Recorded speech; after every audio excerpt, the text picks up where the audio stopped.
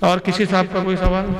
جمہور علماء کا، جمہور کہتے ہیں میجارٹی کو، یہاں بھی بہت زیادتی ہو رہی ہے آج کل. یہ مولائی فرقہ جو ہے نا، یہ نفاق ہے، کیا ہے اللہ جانے کیا چاہتا ہے امت میں انتشار کرنا، اور یہ تصور اس طرح پیدا کر رہے ہیں. ساری دشمنی اعلیٰ حضرت سے، اعلیٰ حضرت سے دشمنی نکالنے کے لیے کچھ بھی بکے جا رہے ہیں. ہوا یہ کہ اعلیٰ حضرت نے کتاب لکھی شرح المطالب فی مبحث ابی طالب، جس میں ابو طالب کو کافر لکھا. مگر معاف کرنا، اعلیٰ حضرت پہلے شخص نہیں. اعلیٰ حضرت نے ایسا نہیں ہے کہ آنکھ بند تھی نیند سے اٹھے اور قلم لکھ دیا ابو طالب کافر. بھائی ابو طالب کے کفر پر جمہور علماء کا اتفاق ہے. جمہور کہتے ہیں میجارٹی کو، اس میں امام اعظم ابو حنیفہ ہے. الفقہ الاکبر میں وہ لکھتے ہیں کہ ابو طالب کفر پر مرے. امام شافعی ہے، امام احمد ابن حنبل ہے. مسند احمد میں امام احمد ابن حنبل نے ایک دو نہیں کئی حدیثیں لائی ابو طالب کے کفر پر. جیسے مثال کے طور پر مسند احمد میں امام احمد ابن حنبل حدیث لاتے ہیں کہ ابو طالب کا انتقال ہوا، حضرت علی آئے، یا رسول اللہ آپ کا بڈھا کافر کفر پر مرا. ماتا دال، یہ لفظ آیا عربی میں، کفر پر مرا ہوا. ماتا علی الدال، کفر پر گمراہیت پر مرا. حضور نے کہا اس کو تنگ گڑے میں دبا دے. صحیح بخاری کے اندر حدیث ہے، صحیح بخاری کے اندر یہ حدیث آتی ہے کہ ابو طالب کا انتقال کا وقت قریب آیا. رسول اللہ ابو طالب کے پاس پہنچے. چچا لا الہ الا اللہ کہہ دے، میں تیرے ایمان کا ضامن ہوں. پاس میں ابو جہل بیٹھا ہوا تھا. ابو جہل نے کہا ابو طالب باپ داداؤں کا دین چھوڑ دیں گا؟ ابو طالب نے کہا میں اپنے باپ داداؤں کے دین پر ہوں. یہاں تک کہ امام بخاری کہتے ہیں کہ ابو طالب کا کفر پر انتقال ہو گیا، ایمان نہیں لایا. حضرت امام مسلم اور امام بخاری دونوں نے لکھا حضرت عباس جو حضور کے دوسرے چچا ایمان لائے. اور یہ بخاری مسلم کی حدیث ہے. بڑا عجیب دوگلا مذہب ہے ان مولائیوں کا. عمار کی حدیث ان کو مسلم میں نظر آ جاتی ہے، وہی مسلم میں ابو طالب کی حدیث نہیں آتی ان کو نظر، بخاری میں نظر نہیں آتی ان کو. بڑا عجیب دوگلا مذہب ہے ان لوگوں کا. بھئی مانتے ہو تو پورا مانو نا. صحیح مسلم میں حضرت عباس حضور سے کہتے ہیں مدینے میں، یا رسول اللہ ابو طالب آپ کا چچا آپ کے لیے لڑتا تھا، حجت کرتا تھا، آپ کی حفاظت کرتا تھا، آپ نے اس کو کیا فائدہ پہنچایا؟ حضور نے کہا گردن تک آگ میں ڈوبا ہوا پایا میں نے ابو طالب کو.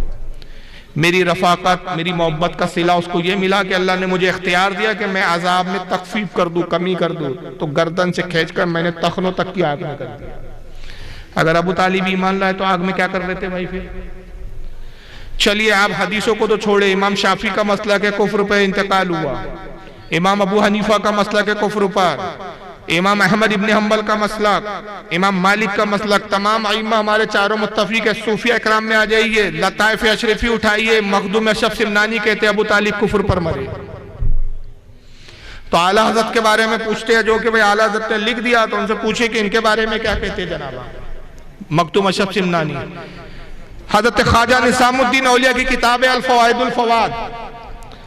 نظام الدین اولیاء کہتے ہیں ابو طالب بیمار ہوئے، حضور گئے اور کوشش کی کہ ابو طالب ایمان لائے، مگر کوشش کام نہ آئی اور ابو طالب کی موت کفر پر ہوئی. جب جنازہ جانے لگا تو حضور بار بار ہاتھ اوپر اٹھاتے پھر نیچے کر لیتے، ہاتھ اٹھاتے نیچے کر لیتے. یہ کون لکھ رہا ہے؟ نظام الدین اولیاء. اور سید ہے وہ بھی، مخدوم اشرف جہانگیر بھی، سمنانی بھی سید ہے. بار بار حضور ہاتھ اٹھاتے نیچے کرتے. صحابہ نے عرض کہ یا رسول اللہ آپ ہاتھ اٹھاتے نیچے کرتے، حضور اس سے پہلے آپ نے کسی کے جنازے میں ایسا نہیں کیا. فرمایا عذاب کے فرشتے نازل ہوئے، قریب تھا کہ ابو طالب کو جنازے سے اٹھا کر لے جائے. میں بار بار واسطہ دے کے روکتا ہوں کہ اللہ کے واسطے تھوڑی دیر رک جاؤ. یہ کون لکھ رہا ہے؟ بریلی کے مولانا احمد رضا نہیں لکھ رہے ہیں. ساری گالیوں کا کھاتا اعلیٰ حضرت کے کھاتے میں ڈال رکھا ہے تم لوگوں نے. بھائی یہ نظام الدین اولیاء کی الفوائد الفواد ہے. سرکار غوث اعظم کا عقیدہ ہے کہ کفر پر ہوئی. داتا گن بخش لاہوری کشف المحجوب میں لکھتے ہیں کہ ابو طالب کا انتقال کفر پر ہوا. سبع سنابی شریف میں عبدالوہد بلگرامی رحمت اللہ لکھتے ہیں کہ ابو طالب کا انتقال کفر پر ہوا. تو صوفیہ اور اولیاء کا بھی ایک پورا طبقہ ہے جو ابو طالب کو کفر پر مانتا ہے. اب اس کے مقابلے میں حدیثوں کو، صحیح حدیثوں کو چھوڑ کر قصے کہانیاں جو لاتے ہیں، تو یاد رکھیے ایمان قصے کہانیوں سے ثابت نہیں ہوتا. محدثین کا ایک اصول ہے، بہت علمی بات بول رہا ہوں، اللہ کرے کہ آپ سمجھ جائے. یہ جملہ اگر آپ نے سمجھ لیا تو مجھے 4 گھنٹے بھی بولنے کی ضرورت نہیں، 1 گھنٹہ بولنے کی ضرورت نہیں، پوری جملہ پورے اس مسئلے کا حل ہو گیا اسی جملے. محدثین کا اصول کیا ہے؟ روایت کے مقابلے میں حکایت کام نہیں دیتی. روایت کے مقابلے میں حکایت، بس یہ اصول ہے. یہ اصول سمجھ میں آ گیا تو بات ختم ہو گئی۔ مثلاً روایت یہ ہے کہ سمجھانے کے لیے میں کہہ رہا ہوں، روایت یہ ہے کہ کھڑے ہو کر پانی نہ پیو، یہ روایت ہے۔ اور روایت کیا ہوتی ہے؟ سند کے ساتھ ہوتی ہے، حدیث ہوتی ہے۔ رسول اللہ کی روایت ہے، رسول اللہ کا فرمان ہے کہ کھڑے ہو کر پانی نہ پیو۔ اور حکایت یہ ہے کہ کوئی قصہ بیان کرے ہمارے پیر صاحب کھڑے ہو کر پانی پیتے تھے، تو پیر کا عمل مانیں گے آپ کے رسول کا عمل مانیں گے؟ حجت روایت ہے، حکایت نہیں ہے۔ ابو طالب کے کفر کے تعلق سے روایتیں ہیں، قرآن کی آیتیں 4 آیتیں جو ابو طالب کے کفر پر نازل ہیں۔ اور اس پر کن لوگوں کا اتفاق ہے کہ یہ آیت ابو طالب کے کفر پر ہوئی؟ بریلی کے مولانا احمد رضا کا نہیں ہے کہنا، امام سیوطی، امام قرطبی، امام تفسیر مدارک کے لکھنے والے امام محمد بن حسین البغوی، اس کے بعد حضرت کیا نام ہے ان کا، حضرت امام محمود نصفی تفسیر مدارک کے مصنف، تفسیر بغوی کے لکھنے والے محمد بن حسین بغوی، جتنے مفسرین ہیں یہاں سے وہاں تک، میں ہر مفسر کی کتاب سے آپ کو دکھانے کے لیے تیار ہوں کہ 4 آیتیں باقاعدہ آئی ہے جس کے متعلق مفسرین نے اتفاق کیا کہ ابو طالب کے بارے، جن میں سے ایک یہ ہے کہ ابو طالب کا انتقال ہوا۔ حضور قبر پہ گیا اور مغفرت کی دعا کی، کہا مولا آخر میرا چچا تھا، ایمان نہ لایا لیکن میرے لیے مدد کرتا تھا، لڑتا تھا کافروں سے میرے لیے۔ اسی وقت قرآن کی آیت نازل ہوئی۔ مفہوم یہ تھا آیت کا کہ نبی اور ایمان والوں کے لیے جائز نہیں کہ ان کافر و مشرک کے لیے دعا کرے کہ جن کے بارے میں معلوم ہو چکا کہ وہ کفر پر مرے۔ اور اس پر تمام مفسرین کا اجماع ہے، تمام مفسرین کا، کہ یہ آیت ابو طالب کے بارے میں نازل ہوئی۔ اب سارے مفسرین کو ہم چھوڑ دیں، سارے محدثین کو چھوڑ دیں، آج کے ان چھٹاک بھر کے جاہل مولائی لوگوں کو پکڑ کے چلے بھائی، یہ اب یہ ثابت کیسے کر رہے؟ حضور صلی اللہ علیہ وسلم کو پالا تو نبی ایک کافر کے گھر میں پلیں گے کیا؟ ارے بھائیا ذرا عقل کی خیرات لاؤ، موسیٰ علیہ السلام کس کے یہاں پلے؟ ابراہیم علیہ السلام کس کے یہاں پلے؟ کافر کے پلنے سے کیا ہو جاتا؟ ابو طالب نے حضور کا نکاح پڑھایا، یہ کس سے سنا رہے ایمان کے لیے؟ ارے بھائی یہ کہاں سے مسئلہ پڑھ لیا ہے کہ کافر نکاح پڑھائے تو نکاح نہیں ہوتا؟ نکاح کی جو شرط ہے وہ کیا ہے؟ 3 شرطیں ہیں نکاح کی بنیادی۔ نکاح پڑھانے کی کوئی شرط ہی نہیں ہے نکاح کی۔ پہلی شرط ہے مہر کا ہونا، دوسری شرط ہے 2 گواہوں کا، مسلمان گواہوں کا ہونا، تیسری شرط ہے ایجاب و قبول، مرد اور عورت کا ایک دوسرے کو نکاح میں قبول کرنا، تیسری شرط ہے یہ جو خطبہ دیتے ہیں خطیب صاحب، قاضی صاحب، یہ سب مستون طریقہ ہے۔ اور ابو طالب نے جو خطبہ دیا تھا جناب، وہ بھی کتاب سیرت ہشام اور کیا نام ہے سیرت النبوہ ابن اسحاق کی سب میں موجود ہے۔ اس میں انہوں نے کوئی اللہ کی تعریف توصیف نہیں بیان کی تھی، وہ خطبہ نہیں دیا تھا جو آج آپ اور ہم دیتے ہیں۔ اس وقت تو شریعت ہی نافذ نہیں ہوئی تھی۔ انہوں نے جو خطبہ دیا تھا حضور کے نکاح میں، انہوں نے اپنے قبیلہ قریش کی تعریف بیان کی تھی اس میں کہ ہمارا قبیلہ یہ ہے، ہمارا قبیلہ یہ ہے، اپنے قبیلے کی تعریف بیان کرتے تھے، وہی خطبہ ہوتا تھا اس وقت۔ جب سرکار نے نبوت کا اعلان کیا تو پھر آپ نے ایک مستون خطبہ بیان کیا جس میں چند قرآن کی آیتیں ہیں، پھر ایک حدیث بھی پڑھی جاتی ہے کہ النکاح من سنتی فمن رغب سنتی فلیس منی، یہ جو پھر حدیث پڑھی جاتی ہے، اور وہ قرآن کی وہ آیات کہ ہم نے تم کو ایک مرد اور عورت سے پیدا کیا، یہ پھر رسول نے اس کو رائج کیا۔ اس سے پہلے تو شریعت نافذ ہی نہیں ہوئی تھی، تو کون سا خطبہ پڑھ لیا تھا ابو طالب نے؟ ابو طالب نے نکاح پڑھایا تو اس سے مسلمان ہو گئے، تو اس سے کہاں ثابت ہوتا؟ تو بھائی جتنے صحابہ تھے جو شادی شدہ تھے ان کے نکاح کس نے پڑھائے تھے؟ ان کے نکاح کس نے پڑھائے تھے؟ کفار و مشرکین نہیں پڑھائے تھے۔ حضرت عمر کا نکاح، حضرت عمر کا بھی ایمان لائے بھائی، بڑی عمر میں لائے۔ ابو بکر کا بھی لائے، کوارے تھے کہ جب ایمان لائے تھے تو۔ حضرت سلمان فارسی جب ایمان لائے، ان کے بارے میں آتا ہے کہ 150-250 سال عمر تھی، کوئی تو 150 لکھتا ہے، کوئی 250 سال لکھتا ہے، تو کیا کوارے تھے کہ اس وقت تک شادی نہیں کیے تھے ان لوگوں نے؟ سینکڑوں عمر دراز صحابی تھے جو شادی شدہ تھے۔ ایک بھی کوئی مائیکل علیہ ایسی روایت دکھا سکتا ہے مجھے کہ جب وہ ایمان لائے تو حضور نے کہا تمہارا نکاح کفر میں ہوا تھا لہذا وہ نکاح درست نہیں ہے، دوبارہ نکاح پڑھاؤ؟ کفر کے نکاح کو اسلام میں مانا گیا، تو نکاح پڑھانے سے کوئی ایمان ثابت نہیں ہوتا۔ ایمان کے ثبوت کے لیے صریح نص قطعی چاہیے اور صریح حدیث چاہیے، اور یہاں کفر کے بارے میں صریح روایتیں ہیں اور ایمان کے بارے میں قصے اور کہانیاں ہیں، اور بڑے عجیب عجیب قصے ہیں۔ اصل میں یہ فتنے کا بیج بونے والا بھی طاہر القادری ہے پہلا، جس نے ایک بیان کیا تھا شیعوں کو خوش کرنے کے لیے، اور اس کے بعد سے یہ مولائی گروپ ابھر گیا اور دوڑ پڑے۔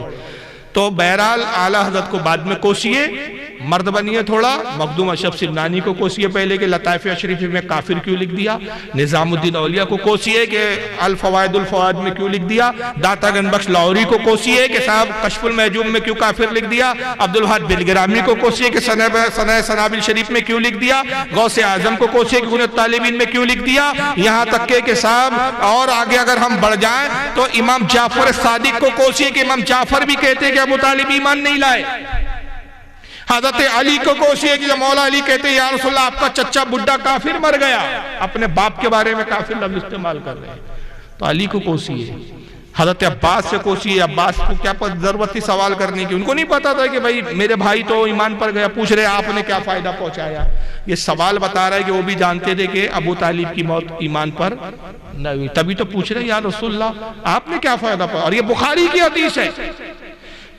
تو اب جو لوگ کہتے ہیں بخاری مسلم کو چھوڑ کر جو بکواسات کرتے تو ان سے میرا ایک پہلا سوال ہے کہ پہلے تم مجھے یہ بتاؤ تم سنی ہو کہ شیعہ ہو، پہلے یہ بتاؤ، اگر شیعہ ہو تو پھر جاؤ ماتم کرو سینے پھاڑو، ہمیں کوئی غرض نہیں تم سے، اور اگر سنی ہو تو بخاری تم کو ماننی پڑیں گی، مسلم تم کو ماننی پڑیں گی، مسند احمد تم کو ماننی پڑیں گی، امام ابو حنیفہ کی الفقہ الاکبر ماننی پڑیں گی، امام بہقی کی الاعتقاد ماننی پڑیں گی، امام شافعی کی کتاب ماننی پڑیں گی، امام احمد بن حنبل کی کتاب ماننی پڑیں گی، غوث اعظم کو ماننا پڑے گا، نظام الدین اولیاء کو ماننا پڑے گا، داتا گنج بخش لاہوری کو ماننا پڑے گا، مخدوم سمنہ کو ماننا پڑے گا، اگر سنی ہو تو ان سب کو ماننا پڑے گا، اور ان سب کو چھوڑ کر تم اپنی دیڑھی کیٹ بناؤ اور ایمان ابو طالب کی ڈفلی بجاؤ تو پھر تم سنی نہیں، رافضیت تم میں گھس چکی ہے، پھر تم تقیہ کر رہے ہو، کیونکہ شیعوں کا ایک تقیہ بھی ہے، وہ کیا ہے، اپنا عقیدہ چھپاؤ، اور اس کو امام جعفر کے کھاتے میں ڈالا ہے۔ آپ نے بہت صحیح جگہ سوال کیا، اتنے جواب کہیں نہیں ملیں گے، شیعوں کی کتابوں پہ پی ایچ ڈی ہے میری، 13 سال رافضیوں کا رد کیا ہے، میرا جلسہ ہوتے تھے محرم میں، یہ جلسے کا سٹیج میرا لگتا تھا اور سامنے وہ رافضیوں کا باڑا ہے، وہاں پہ ان کا مقرر بیٹھ کے تقریر کرتا تھا، 2 گھنٹے بعد میں اس کا رد کرتا تھا۔ تو سوال آپ نے بالکل صحیح جگہ کیا،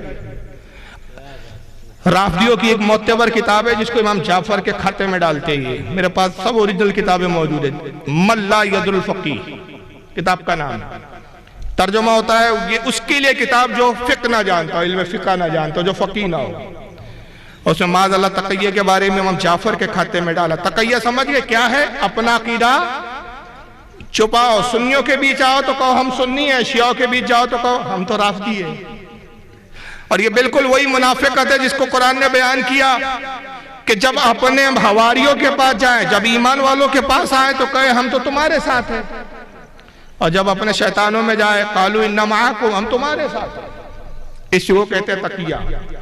امام جعفر کے کھاتے میں ڈالا گیا، امام جعفر سے پوچھنے والے نے پوچھا کہ بتائیے حضور ایمان کے کتنے درجے ہیں، کہا 70 درجے، اور 69 درجے تقیہ کرنے میں، اپنا ایمان اپنا عقیدہ چھپانے میں۔ تو یا تو یہ رافضی ہے جو چھپ کر اپنے آپ کو سنی بتا کر ہماری قوم کو گمراہ کر رہے ہیں، اور اگر واقعی سنی ہو تو پھر تھوڑا سا مرد بنو، مردانگی پیدا کرو، اور سنی بول کر اعلان کرو ہم سنی ہیں، اعلیٰ حضرت کو بعد میں کوسو، یہ شخصیاتوں کا پہلے ذکر کرو۔ جب تم ان کو گالیاں بکو گے نا تمہارا چہرہ سمجھ میں آ جائے گا کہ تم سنی، جو مخدوم سمنہ کو گالی بکے وہ سنی نہیں ہو سکتا، جو داتا گنج بخش لاہوری پہ لان تان کرے وہ سنی نہیں ہو سکتا، جو عبدالوہاب بلگرامی پہ لان تان کرے وہ سنی نہیں ہو سکتا، جو نظام الدین اولیاء پہ لان تان کرے وہ سنی نہیں ہو سکتا۔ تو تم اعلیٰ حضرت کو بخش دو، اعلیٰ حضرت کا قصور اتنا ہے صرف کہ انہوں نے جو بھی کہا، میں چیلنج سے کہہ رہا ہوں، آج اس مسجد پہ تقریر نیٹ پہ جائیں گی اور یہ چیلنج ہے کہ اعلیٰ حضرت نے پوری زندگی جو بھی کہا کسی نہ کسی امام کے حوالے سے کہا، تنہا اپنی کوئی بات انہوں نے نہیں رکھی۔ سبحان اللہ، اللہ اکبر، یا رسول اللہ زندہ باد۔ لیکن اصل میں پرابلم کیا ہے ان مولائیوں کو، مسلک اعلیٰ حضرت ایک ایسا نعرہ ہے، ایک ایسی پہچان ہے کہ ان کو اس سے چیڑ ہے، تو جہاں مسلک اعلیٰ حضرت سے چیڑ ہے تو ان کی دال روٹیاں چلتی نہیں ہے، وہاں بریانی ملتی نہیں ہے ان کو، وہاں پر اعلیٰ حضرت کے اگر نام لو تو بریانی بھی ملتی ہے، آرام بھی ملتا ہے، گدے بھی ملتے ہیں، تکیے بھی ملتے ہیں، ورنہ پھر وہی ہے جو تیرے در سے یار پھرتے ہیں در یوں ہی خار پھرتے ہیں۔ سبحان اللہ۔ تو اعلیٰ حضرت چونکہ چیڑا ان لوگوں کو، میں چیلنج سے کہہ رہا ہوں جس کتاب کی بنیاد پہ اعلیٰ حضرت کو آپ گالیاں بک رہے اس کتاب کی خاصیت کیا ہے پتہ ہے آپ کو؟ ہے تو چھوٹا سا رسالہ شرح المطالب فی مبحث علی، 360 کتابوں کی دلیل دی اعلیٰ حضرت نے اس کے اندر۔ سبحان اللہ۔ کتنی کتابوں کی؟ اور جتنی کتابوں کی دلیل دی اکثر و بیشتر اوریجنل کتابیں میرے پاس ہیں، وہ کتاب اوریجنل لاؤ اور میں اوریجنل کتابوں سے وہ بھی ہارڈ کاپی پی ڈی اپنی وہی بارتے جو اعلیٰ حضرت نے نقل کی نہ دکھا دو تقریر کرنا چھوڑ دوں گا۔ جو بھی میرے امام نے لکھا تحقیق کے ساتھ لکھا، سند کے ساتھ لکھا، دلیل کے ساتھ لکھا، مضبوطی کے ساتھ لکھا، کوئی مائیکل آل ایک حرف ادھر سے ادھر چینج کر کے نہیں بتا سکتا۔ یہ ہے ہمارے امام کی شان۔ جی تو بہرحال لیکن اس کے باوجود بھی اعلیٰ حضرت کا مسلک دیکھیے اور اسی مسلک پر ہم قائم۔ حضرت کہتے ہیں کہ ابو طالب کا کفر، اب یہ خاص بات سن لیجئے، ابو طالب کا کفر ابو جہل اور ابو لہب کی طرح ہے کہ یہ شقی اور دشمن تھے اور ابو طالب دوست تھے، صرف ایمان نہ لائے تو ان کا نام بے ادبی کے ساتھ نہیں لیں گے، ان پہ لان تان نہیں کریں گے اور ان کے کفر کا بھی ذکر بار بار نہیں کریں گے۔ کوئی ایمانیات میں سے نہیں ہے کہ ان کے کفر کا بس آپ بار بار ذکر کرتے رہے، لیکن جب ضرورت ہو تو یہ عقیدہ ضرور رکھیں گے ان کا خاتمہ ایمان پر نہیں ہوا اور ان کا کفر نعوذ باللہ نہ ابو لہب کی طرح تھا نہ ابو جہل کی طرف تھا۔ اب اگر کوئی جناب ابو طالب بول دے ان کو یا حضرت ابو طالب بول دے تو علماء نے اتنی اجازت دی، البتہ رضی اللہ تعالیٰ عنہ علیہ السلام، یہ جو چوچلے بازی ہو رہی اس کی اجازت نہیں ہے۔ واللہ عالم ثم رسول